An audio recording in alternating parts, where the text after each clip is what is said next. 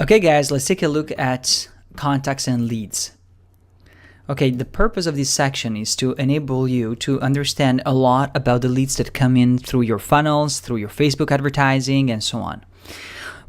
There are a few parts. You can have the name of the person if your form requires a name, the email, the phone number if your form requires it, the funnel or source. In this case, we have a source as Facebook, and another source is a SalesJet users. Tag, if you put tag in the funnel, it will be recorded here, and the registration date. Okay, so basically what we can do is enter queries like keywords that we want to use to find out more about our leads, tags, funnels that the person might be coming in from, or registration date. On top of that, we can go inside the lead and understand more about it. Let's take the lead that comes from Facebook, and we can see basically what happened. Okay, 5 hours ago, this lead came in from Facebook, from the form demo. And if you're like, okay, is this form really working? Are we getting the data that we're looking for? We can even check that and see what happens. So you see in the form, in the Facebook form, for example, the person the person will put his name, but we haven't chosen a field in SalesJet to actually collect the name. So we can do that. And you can see that we don't have a full name. And so we need to learn how to create new attributes for the leads. In this case, we only have first name, and that's where the data will go for this specific form. And then, as you can see, there is no funnel attached. So those leads will come in and they will be assigned to no funnel. So there will be no research or slice and dice that we can do based on the funnel. But we can also decide that all the leads that are coming in through this specific Facebook form will be assigned to this specific funnel. So we like it. And then through our analysis, we might say, oh, wow, but there is something specific that I should do with this lead after we probably have collected a few of them. And we can also decide to attach a flow. Okay, at this point, we can decide, okay, which type of event? Well, of course, it's incoming Facebook lead.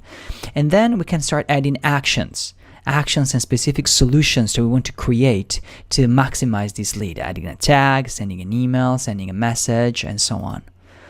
Okay, this is a very simple but powerful tool. If we go on the other lead, which is coming from SalesJet, we can take a look at which kind of subscription this lead have and what this lead is doing. Okay, now I'm going to open for you one of our active funnels, and I'm going to show you what you can find out about a lead that has been actively participating to your activity, become a customer, and so on.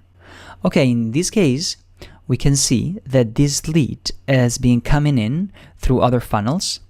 Okay, so his email is connected to other funnels that he came in from. He is using SalesJet as well. And we can take a look at what he has been doing in SalesJet. And so we know now that he has a subscription. In SalesJet is one of the highest products that we sell online. He has been through some modules of the course, and we might observe, wow, we need to do something for this lead. We might need to create some flow action. So we can look at the timeline and seeing that he has not been active since a month ago, what we can do then is like, oh, okay, we're going to use this piece of information. We're going to go on SalesJet and create a flow that says, okay, has been not active for 30 days.